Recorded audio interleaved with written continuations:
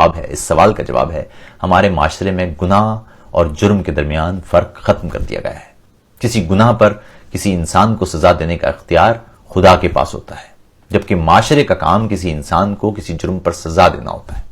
ہمارے ہاں معاملہ یہ ہے کہ گناہ پر سزا ہم دینے لگے ہیں اور جرم پر سزا خدا پر چھوڑ دی ہے، یعنی جو کام خدا کے کرنے کا ہے وہ ہم کر رہے ہیں اور جو کام ہمارے کرنے کا ہے وہ ہم نے خدا کے سپرد کر رکھا ہے۔ اس کا حل یہ ہے کہ اس فرق کو ختم کیا جائے جو انسانوں کے درمیان مذہب یا رنگ یا نسل یا مسلک کی بنیاد پر قائم ہے۔ خدا کو اپنا کام کرنے دیں اور معاشرہ اپنا کام کرے۔ ایمان اور اعتقاد جانچنا خدا کا کام ہے، جبکہ معاشرتی قوانین کا کام جرائم کا انسداد ہے۔ گناہ اور خدا اور فرد کا معاملہ ہے، خدا اس سے نمٹے گا، جرم سے آپ نمٹیے۔ یہ ابہام معاشرے ہی کا نہیں بلکہ ریاست تک کا مسئلہ بن گیا ہے۔ جب کوئی ریاست کسی ایک مذہب کو سرکاری بنا لے تو سوال یہ ہے کہ پھر اس پر بسنے والے دیگر مذاہب کے لوگ کس طرح پہلے درجے کے شہری رہیں گے؟ اور اگر کوئی ریاست اپنے شہریوں کے درمیان مذہب کی بنیاد پر تفریق شروع کر دے تو پھر وہ کس طرح ترقی پا سکتی ہے؟ یہ کیسے ممکن ہے کہ کوئی ماں اپنے بچوں کے درمیان فرق کرے اور گھر قائم رہے یا گھر برقرار رہے یا ترقی کرے؟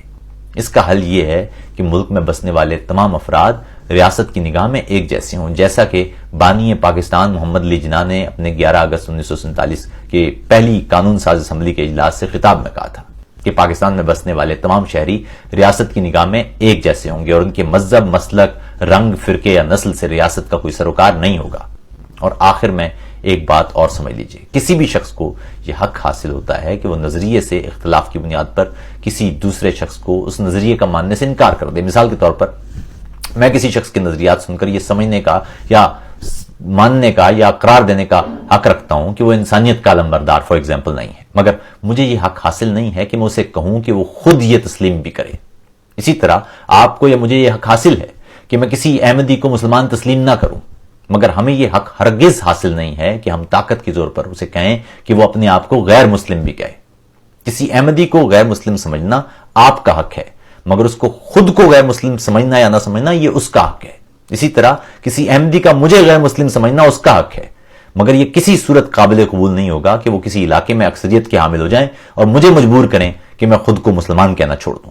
نظریات سے اختلاف کا مکمل حق دلیل کے ذریعے انہیں صریحاً رد کرنا اور اپنا نظریہ مکمل استدلال کے ساتھ سامنے رکھنا بہتر انسانی معاشرے کی ضمانت ہوتا ہے۔ تشدد، طاقت، دھونس اور منہ سے جھاگ نکالنے یا چنگاڑنے کی بجائے علمی انداز سے گفتگو کا راستہ اپنائیے، مکالمت کا راستہ اپنائیے، علم کا راستہ اپنائیے۔ نظریاتی اختلاف پر یا اعتقاد کے یا مسلک کے اختلاف پر لوگوں کی گردنیں نہیں ماری جاتی، بلکہ استدلال سے نظریات کو شکست دے کر انسانوں کے دل بدلے جاتے ہیں۔ کیونکہ کیوں گفتگو نہیں ہو سکتی؟ کیوں ہم نظریات کے اختلاف پر بات نہیں کر سکتے؟ کیوں ہم اعتقاد پر بات نہیں کر سکتے؟ اور اختلاف برقرار رہنے پر کیوں ہم اختلاف پر اتفاق کرنے سے قاصر ہیں؟ کیوں ممکن نہیں کہ ہم انسانوں کو اختلاف کے باوجود برداشت کر پائیں؟ ہم کیوں سمجھتے ہیں کہ نعوذ باللہ خدا کے کام کرنے کے کام ہم کر سکتے ہیں؟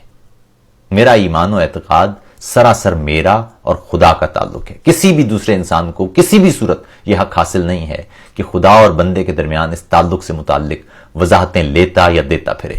یہ خود اسلام کے بنیادی فلسفے کی خلاف ورزی ہے۔ یہ وہ تباہ کن عمل ہے جو ہمارے معاشرے کو کسی صورت فکری طور پر بالیدہ نہیں ہونے دے گا۔